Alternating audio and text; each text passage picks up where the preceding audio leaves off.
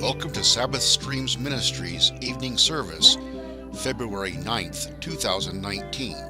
We are celebrating Adar 1. The tribe of the month is the tribe of Levi. Watch as we now join the service already in progress.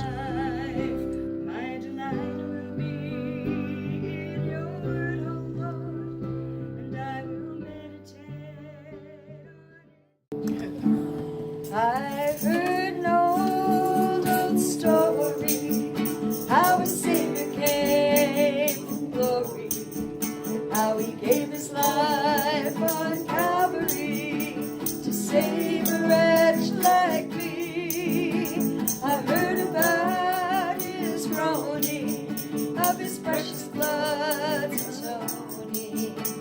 Then I repented of my sin, won the victory. Oh, victory in Jesus, my Savior forever.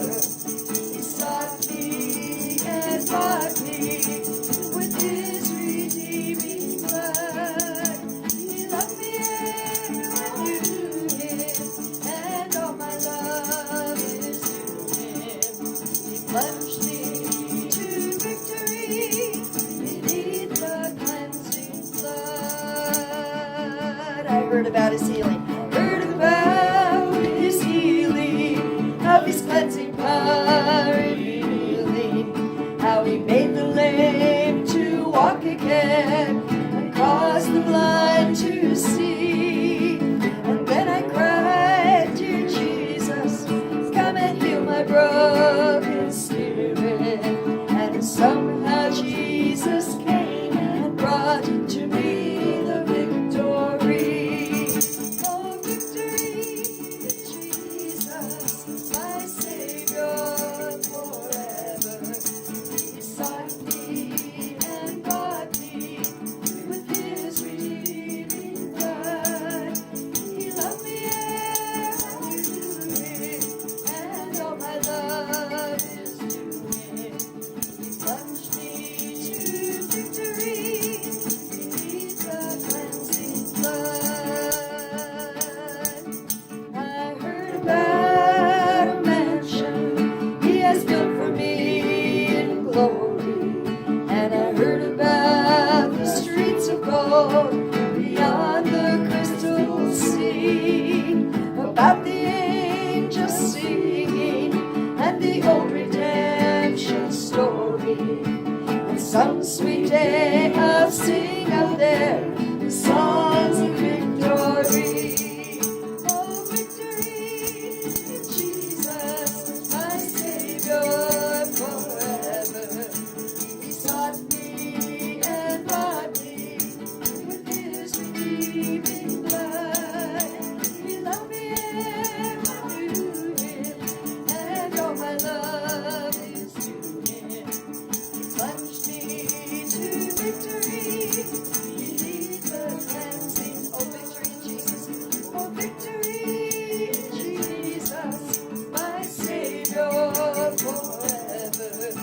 He sought me and bought me with his redeeming blood. He loved me and I knew him, and all my love is to him. He plunged me to victory beneath the cleansing flood. He plunged me to victory beneath the cleansing flood. Yeah. Absolutely. Awesome. And actually, I think that makes a really good jump off into the story of Levi, because the story of Levi is a story of victory over some pretty dark stuff. Adar 1 or Adar 2, depending on how you want to read it. Adar 1, and this is February Because this is the added month. 9th? I don't know what the date is. Today the 9th? I think so. I'd have to look at my calendar, and it's on my phone, and it's recording. I have no idea what the date is. All I know is it's Saturday, It is. and Shabbat? it's Shabbat. Huh? It's over. Shabbat is over. And Adar actually began earlier this week, on Wednesday night or Thursday, I forget which. So we're actually a couple days into the month already, but we had It was Wednesday. shifted it. Was it Wednesday night? Yeah, I think so. Wednesday I don't night. have it on my calendar, yeah. Adar is one of those months that Adar 1 or the Adar 2, because it's an inserted month. There's differences of opinion as whether we call this Adar 2 and the other Adar 1, or this is Adar 1 and the other Adar 2, but this is the inserted Adar. This is the extra month. And it's inserted before because we have to keep Purim in connection with Passover.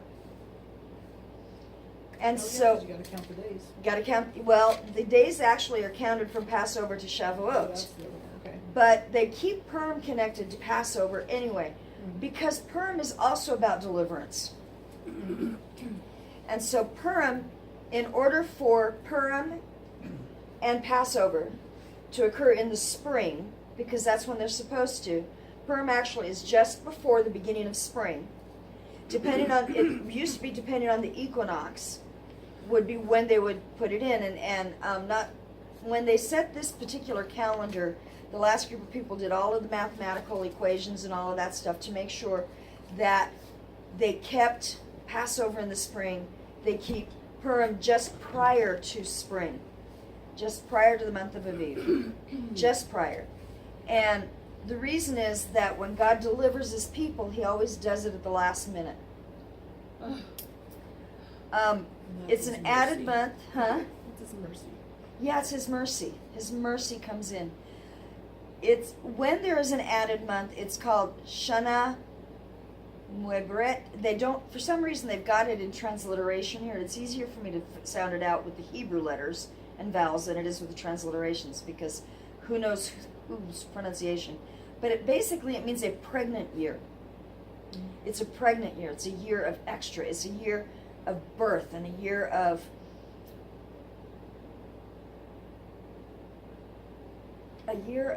double, in a sense, because there's 2 months. Adar is the month in which you're supposed to increase your joy. The beginning of Adar, we increase our joy till the day of Purim, and from Purim we count to Passover, and our joy is tripled by the time we get to Passover. But because there's an extra Adar, we get 2 whole months to get our hearts ready. We get 2 months to be prepared. We get 2 months. We have to increase our joy, and then we get to increase it even more. It gives us a double time to get it together with that. The word Adar is a cognate of the Hebrew word that means strength, and so it is a strong month also, and it has to do with, it says the mazel is strong, and mazel is one of those words that's really hard to translate. We've translated as fortune. When they say mazel tov, we're saying good fortune, but it means more than that. It means favor of God. It means good favor, good blessings. And mazel, huh? Even better than fortune. Yeah, which is better than the English fortune. English is subpar on that one. It doesn't describe it well.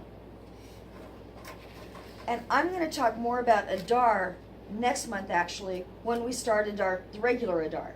Okay? Talk more about what that month is in a sense of the words and all of that stuff. But I wanted to talk because it is that extra month. It is that extra time. And there are 12 tribes, right?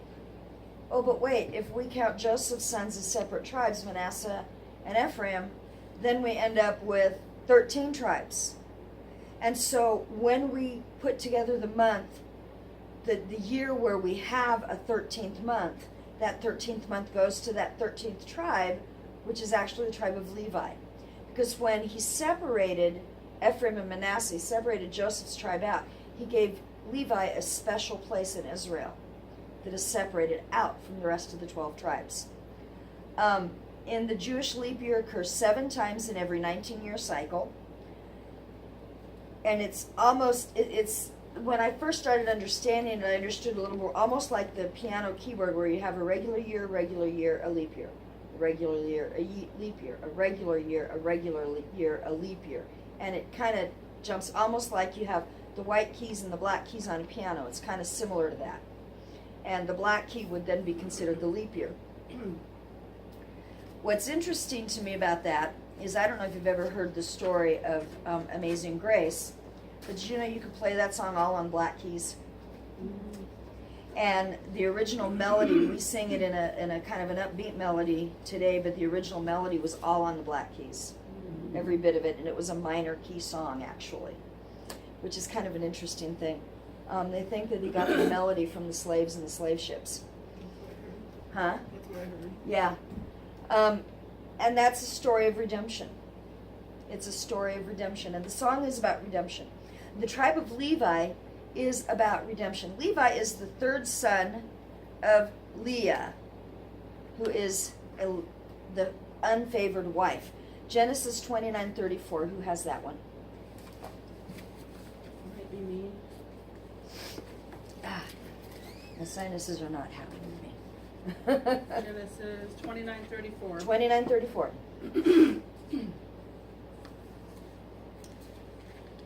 29:34.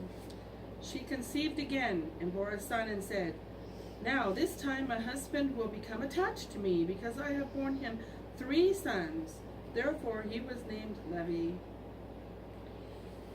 Which means attached. It means attached. She was wanting so much to be loved by her husband. Here she had 3 sons by him. And she said, maybe this time, maybe now he will love me. Maybe now he will become more attached to me. Maybe now he will accompany me and be in my presence more. We don't really hear anything else about him until a little later on, where we hear some pretty negative stuff about him. Because Levi becomes a partner in lying to the men of Shechem and in all that took place there. It's Genesis 34:13-17. But Jacob's sons answered Shechem and his father Hamor with deceit, and spoke to them, because he had defiled Dinah their sister. And they said to him, "We cannot do this thing to give our sister to one who is uncircumcised, for that would be a disgrace to us. Only on this condition will we consent to you, if you will become like us, and that every male of you be circumcised. Then we will give our daughters to you, and we will take your daughters for ourselves, and we will live with you and become one people. But if you will not listen to us to be circumcised, then we will take our daughter and go."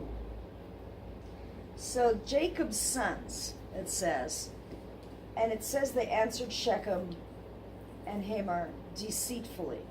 In other words, they never planned on following through with this. The story behind this is that their sister Dinah had gone out among the village, that this man Shechem had seen her, he fell in love with her, he wanted her, basically he raped her. He took her as his own, but then he wanted to have her as a wife. And so he and his father went to ask Jacob for permission to have Dinah join them, be his wife. And Jacob's son said, "Okay, fine, but you have to do this first," right? But they were being deceitful. They were not serious. They were lying to him. They had something else in mind all along. Verses 24-27, I think is what I have. All the citizens of the city agreed with what Hamor and Shechem proposed, and all the males were circumcised.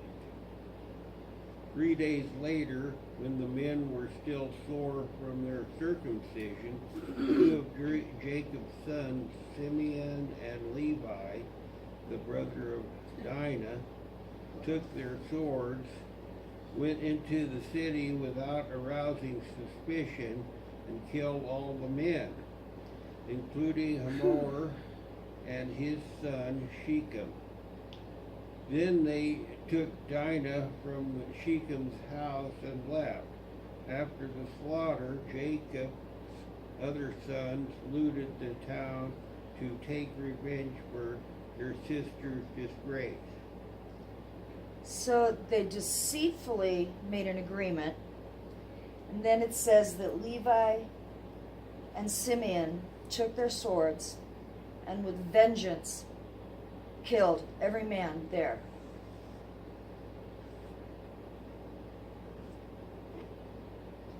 This was a vengeance that was theirs, not the vengeance of God. This was a This is not a rage situation. This is premeditated, pre-planned. Yeah. So you can't say it was just that they had sudden rage. They pre-planned this. They figured out, you know what? We got a way to do this. And they set it up and slaughtered peaceful people. They basically set up converts and Yes. then were prophylactic with them. It's horrible. It is. It's horrible. They didn't, they never explain why the circumcision, so they weren't really making them converts in the sense of faith, but they deceived them, and I still haven't figured out how all the men agreed to it, but they did. That must have been quite the power that Shechem and his father had over that city. But because of their vengeance, this resulted in a curse over Simeon and Levi instead of a blessing. In Genesis 49, verses 5 through 7, when Jacob is giving his blessings to his son, he does not speak blessings over Simeon and Levi. Who has Genesis 49, 5 through 7? Simeon and Levi are brothers. Weapons of violence are their swords. May I never come into their council. May I not be joined to their company. For in their anger they killed men, and at their whim they hamstrung oxen. Cursed be their anger, for it is fierce, and their wrath, for it is cruel. I will divide them in Jacob and scatter them in Israel. Notice it says, may I never be joined with them in their council. And the name Levi means joined. So I just heard that. It was like, whoa, yeah. He's speaking directly about Levi and Simeon both, that they, in their own vengeance, remember, we got to understand this. Vengeance is mine, saith the Lord. I will repay. It's not up to us. It's not our place to take out vengeance. Unless he tells you to do something. Unless he tells you very specifically, and he did not tell them. They plotted, they planned, they took out the vengeance, and it results in a curse for them. And this does become reality for these tribes. Simeon ended up divided in the land, where some of them were in one part of the land and some of them were another part. Okay? But Levi had no land given in the new kingdom. In the kingdom of Israel, Levi does not have a land, as the other tribes did. They were given cities throughout the land, but they did not have their own land to till, to farm, to bring in their own stuff. The nice thing about Levi, as opposed to Simeon, it never does show us they're rising up from this curse, or rising up from all of this. Levi, it shows us that. They rise from the curse to a place of blessing before God.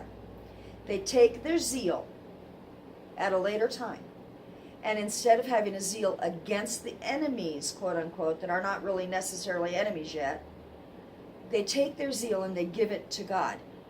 Moses, Aaron, Miriam, they're Levites. Most zealous for God. They were Levites. When Moses came down from the mountain and he found them celebrating around the golden calf, it was the tribe of Levi that took up their swords again in a different way, this time executing the vengeance of God, who has Exodus 32, verses 25 through 28. 28. Exodus 32, 25 through 28. When Moses saw that the people were running wild, for Aaron had let them run wild to the derision of their enemies, then Moses stood in the gate of the camp and said, Who is on the Lord's side? Come to me. And all the sons of Levi gathered around him. He said to them, Thus says the Lord, the God of Israel, put your sword on your side, each of you. Go back and forth from gate to gate throughout the camp. And each of you kill your brother, your friend, and your neighbor. Oh, keep going, sorry. One more verse. The sons of Levi did as Moses commanded, and about 3,000 of the people fell on. that day. This is the day of the giving. This is the day he comes down from the mountain and sees them. This time the vengeance was God's. This time there was a direct command.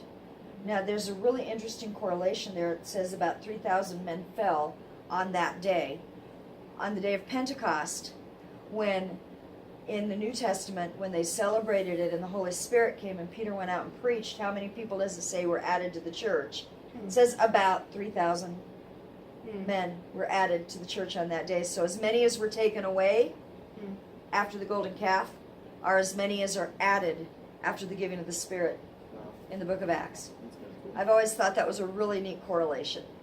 Really neat what God does. He doesn't waste a thing. There's a reason when he says about this number, there's reasons for all those numbers. And to me that connects those two events in even another way. They're taken away, they were added. The wrath of God, the grace of God. It's just a phenomenal thing. Because they were quick to rally. Because they stepped up when they were called. Because he said, it says here, he stood at the gate and says, who is on the Lord's side, let him come to me. And it says the sons of Levi rallied to him. There were others that could have. This was a call to all the tribes. The sons of Levi are the ones that rallied, the ones that came, the ones that executed the vengeance of God. Because of that, they are redeemed in a sense. They're given a very special place now in God's service. Deuteronomy 33:8-11. And of Levi he said, let thy Thummim and thy Urim belong to thy godly man, whom thou didst prove at Massah, with whom thou didst contend at the waters of Meribah, who said of his father and his mother, I did not consider them, and he did not acknowledge his brothers, nor did he regard his own sons, for they observed thy word and kept thy covenant. They shall teach thine ordinances to Jacob, and thy law to Israel. They shall put incense before thee, and whole burnt offerings on thine altar. O Lord, bless his substance, and accept the word of his hands. Shatter the loins of those who rise up against him, and those who hate him, so that they may not rise again. Of Ben. Yeah, that's the blessing that Moses gives over the tribe of Levi. In Moses' last days, Moses' end of his time. And he says, because you were pious, because you tested him at Massah, you strove with him here. And in this place where he came down from the mountain, they did not regard. They simply followed orders. They did what God said. And it's because of that they get a special place. They observed the word. They kept the covenant. They become the ones to teach the judgments to Israel. They are the ones that are going to put incense in the tabernacle. They are the ones that are going to do the burnt offerings at the altar. They are the ones now who represent the people, all of the tribes, to God. They are separated out, and yet they represent all. They connect Israel to God. Levi, may he be connected to me. Maybe we be joined. They are the joiners. So their name gets honored and represented. They're the ones who are going to accompany the sacred things of God. They camped around the tabernacle in the midst of the people. And you could see this. You've got the tabernacle right in the middle. And Janie set this up, beautiful picture for us. Above it is the tribe of Merari, the tribe of Kohath. Those are both Levites. Gershon on that side. Levites. Moses and Aaron and the sons of Aaron in the front. So these are Levites all around the tabernacle. The Levites guard the tabernacle. And they join the other people of Israel to the tabernacle in the way that they minister with the tabernacle. They're the ones who take it down and set it up again. They're the ones that carry the stuff. They're the ones that work in the tabernacle. They become the ones to teach the word of God to the people. when it's time to move, they take it down. And in fact, in the book of Numbers, the book of Numbers, where he organizes it all and he tells them all, it's very specific as to which parts of the tribe even are going to carry which parts of the tabernacle. It's very specific. They end up marching in the midst of the tribes. So that we have, when the tribes set out, we have Judah, Zebulun, and Issachar. Then we have Moses and Aaron. And so as they march, we had tribes, a Levite, tribes, Levites, tribes, Levites, tribes. So they're between the tribes, even as they marched in the wilderness. The Levites carry the tabernacle. It's their role to guard it. They guard and protect the holy things of God during the years of wandering. And then when they came into setting up the temple and setting all of that up, they are the ones that are to guard and protect it. Not only that, but the cities that God assigns to them become the cities for teaching and government. They got 42 cities in all. Not all of those were cities of refuge. But in these cities, they were supposed to be centers of teaching and government. And then there are cities of refuge, and those specifically belong to the tribe of Levi. They were given cities, but they were not given land to farm. They're given a little bit outside the cities, but they were not given land. They were not given an inheritance of that nature. In fact, what is said is that God gave to them, instead of giving them land, God gave to them the rights to the tithes and the offerings and portions of the sacrifices that were brought to the tabernacle, brought to the temple. That was what fed the tribe of Levi, was the payment of the people for the teachers. The people were commanded to take care of them, to feed them, to make sure that they were taken care of so they could serve God and serve God alone. Even though it was a curse to be scattered, that scattering became a blessing. Became a blessing. Because they turned their vengeance around and they gave it to God. Joshua 13:33. Who has that? It's just one verse in the middle of Joshua, but it explains a little bit of what happens with Levi. Joshua 13:33. But Moses did not assign any land to the tribe of Levi. He told them that their possession was to be a share of the offering of the Lord God of Israel. What translation is that? Good News Bible. Good News. Okay. Who has a different translation? What was it? Joshua 13:33. But to the tribe of Levi, Moses did not give an inheritance. The Lord, the God of Israel, is their inheritance, as he had promised to them. It speaks it a little differently, doesn't it?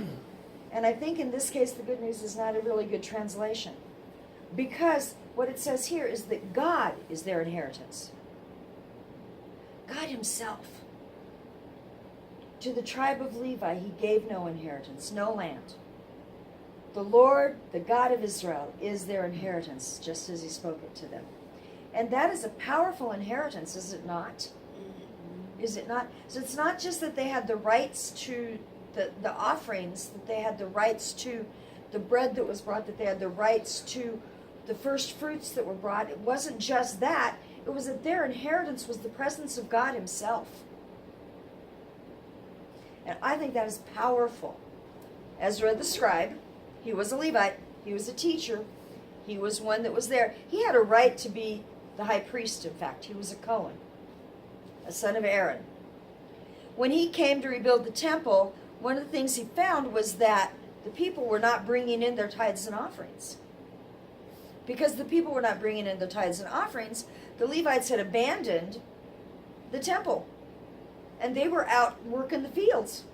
They had to work the fields in order to feed their families. They had to take care of the animals in order to feed their families. And so the work of the temple had been squelched. They hadn't been able to build the temple.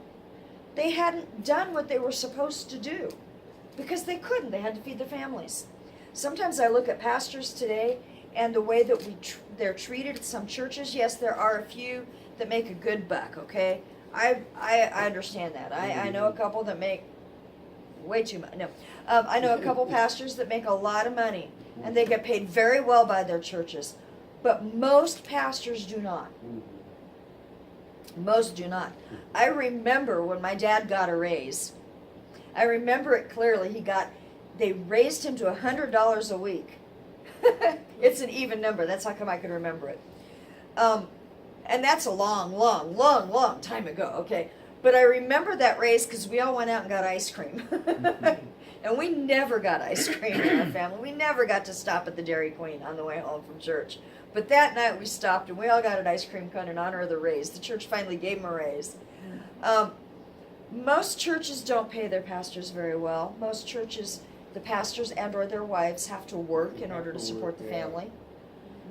They don't have much. We got clothes out of missionary boxes. It was called missionary boxes. You know, people would give us clothes. And I never had a problem with it personally. But I know that one of my sisters has talked about that, how she felt slighted because we had some families in our church that made good money and those girls were well dressed. Those daughters were well dressed. And here we're wearing stuff out of boxes. And apparently they teased her. I never got teased on it. But they teased her. We would knock them out. I might have knocked them out. You're right. You're absolutely right. I was a scrapper. They were afraid of you. That's possible. At the church, I was a scrapper. At school, they couldn't get me to talk. At church, they couldn't get me to shut up. What can I say? I was in my element in the church, right? But there's this whole place of, the reality is most pastors don't get paid well. And a lot of pastors have to work other jobs. And then people wonder how come they're not there when they need them. Yeah. And we criticize them because they can't do what they're supposed to do. A couple weeks ago, I got to teach on the pastor and the role of the pastor. And I before I went, I had read off the list to Craig of the jobs, the stuff that's expected out. And he's going, whoa, you know. And really, there is that. And the same was true of the Levites. The Levites were supposed to provide the spiritual help. They were supposed to be there. They were supposed to do all that stuff. But they couldn't do it if they weren't provided for. So one of the things that Ezra set in place, he reestablished support so that the temple could be built. And this was a repeat of what had happened earlier before the temple had been destroyed the first time. When King Josiah came up, and I mean, he was a little kid when he became king. He was one, his father was killed, and the mother was going to be queen, and she literally slaughtered all of the children. And the nurse stole Josiah and hid him. I think that was Joash. Joash. Or different. There's two little kid kings. Anyway. I think it might have been the other one, but whoever it was. Whichever. I might have the name wrong because it's not in my notes. I'm going off my head now. Because I named one of my son's middle names after the Levite that killed her, Athaliah. Ah, okay, yes, yeah. That would be Jehoiada, But the Levite priest. one of the first things he did was he wanted the temple cleaned up. In order for the temple to be cleaned up, they had to re-support the priests. So he reestablished the support for the Levites in the temple. Ezra does the same thing. That's one of the first steps. And I think that's interesting. I mean, it's just popped in my head. I mean, this is off the top of my head, but that's a first step in purification, is to reestablish. Well, if you want somebody to have the time to take care of your spiritual needs, you have to give them the time Joash. to do that and to be Joash. strong themselves. Yes. You can't concentrate on anything but God and His people. Yeah. And I just, to me, that's kind of an interesting thought that before they could reestablish temple, before they could get that connection back, they had to begin supporting the ministers of God. And sometimes I think, and this is not true here, I don't ask for support here, that's not what I'm saying, but I'm just saying that as a body of Messiah, we need to realize that we need to support those who support us, okay? And that's totally off the cuff. Ezra reestablished support so the temple could be rebuilt. By the time of Yeshua, and I talked about it a little this morning, the Levites had become quite wealthy, actually.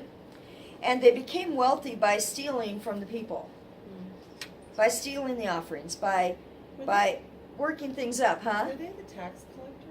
No, they were not the tax They were not. collectors. That was different. Okay.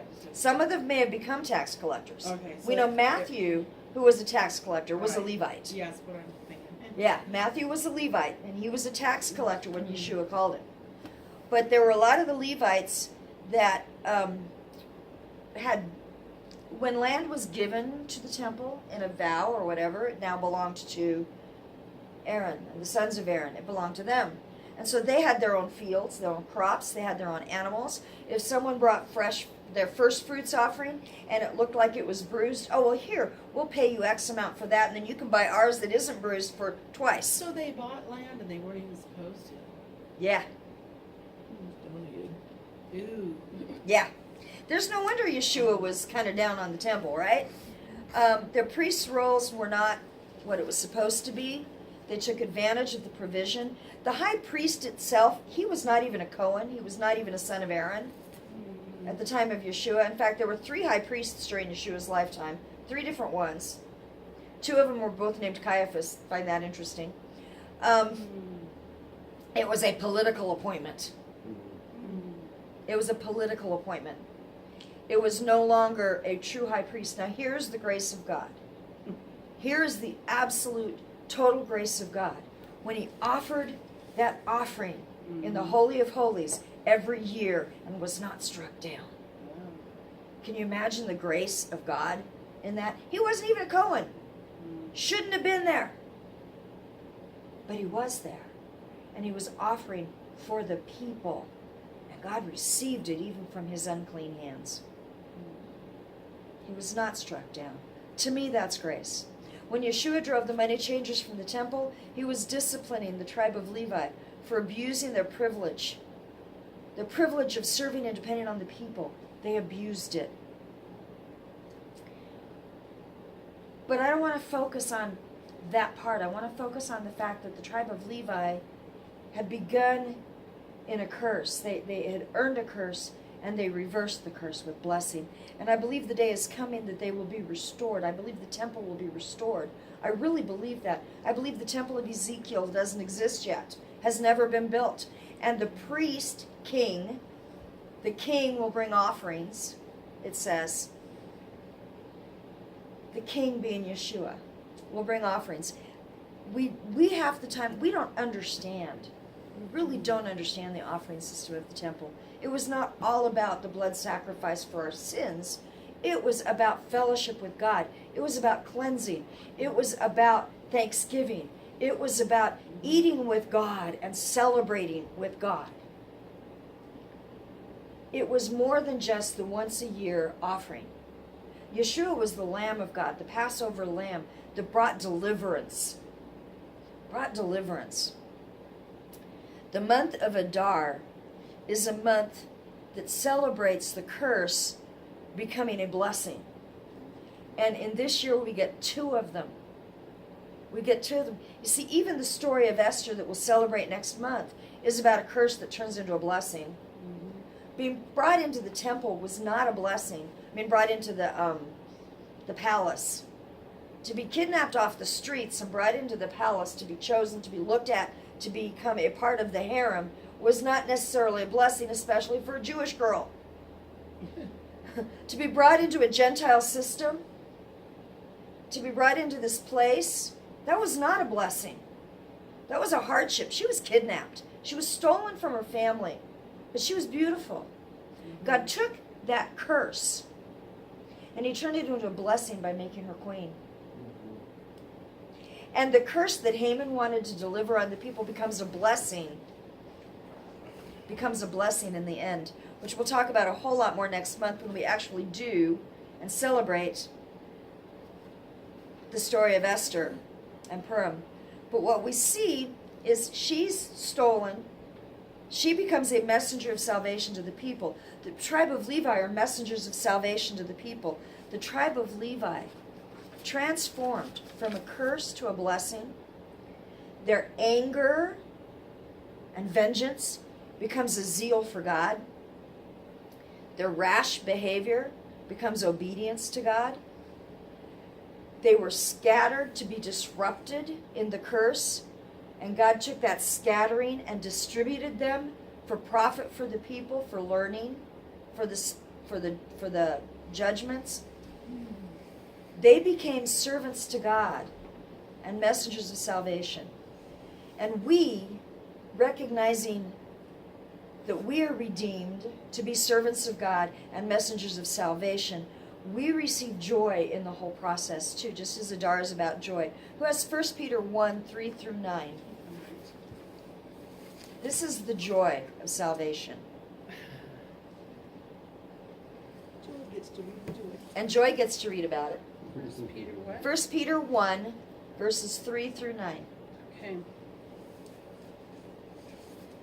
Blessed be the God and Father of our Lord Jesus Christ, who according to his great mercy has caused us to be born again to a living hope through the resurrection of Jesus Christ from the dead, to obtain an inheritance which is imperishable and undefiled and will not fade away, reserved in heaven for you, who are protected by the power of God through faith for a salvation ready to be revealed in the last time.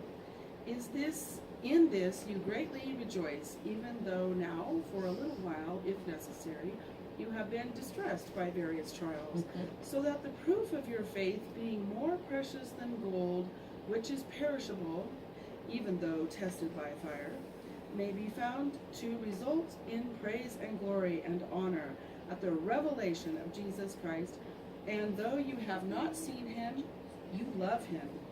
And though you do not see him now, but believe in him, you greatly rejoice with joy inexpressible and full of glory, obtaining as the outcome of your faith the salvation of your souls. So we go from not having an inheritance to having God as our inheritance. Isn't that awesome? Isn't that just phenomenal? That we didn't have an inheritance either. As Gentiles, outside of the family, supposedly, we had no inheritance in the things of God until Jesus. We now have an inheritance, and it's an incorruptible one. Levi didn't have an inheritance because they lost that inheritance, but God gave him himself as an inheritance. God gives us inheritance. We are like Levi, you know? Once lost, but now found. Once lost, but now found. Once having no inheritance, to having an incorruptible inheritance with God himself. And that's the story of the tribe of Levi. And that's part of why I love this month. Because in this extra month, in this additional month, we see the additional joy, and we see the grace of God. And we see in the tribe of Levi our own redemption. Yes. Our own redemption. And to me, that is just the most important thing of all. Oh, Father, thank you for your word, and thank you for the message of hope, and thank you that in the midst of the trials, in the midst of the struggle, in the midst of all of it, you are God, and you are our God, and you have allowed us to be joined to you, and I thank you so much. And we honor your name. And I ask, Lord God, that each that came tonight will be blessed beyond belief. They will be blessed and blessed and blessed. And Father, I thank you that your provision has been made for all of us. Now, Lord, guard us and keep us as we go home tonight and during the storms and during the snow. And Lord, I ask that you would keep the power on, Thank you. Thank you. not just in your spirit, but in the physical as well. That you would honor your people. In the name of Yeshua, Messiah. Amen.